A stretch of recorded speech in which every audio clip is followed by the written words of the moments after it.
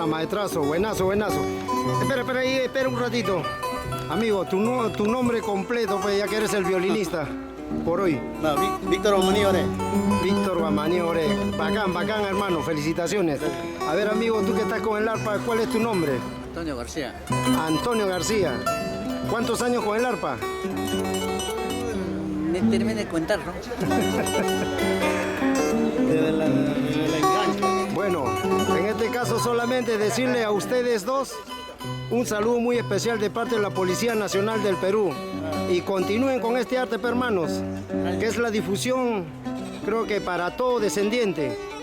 Saludos. A ver, mándense unita más.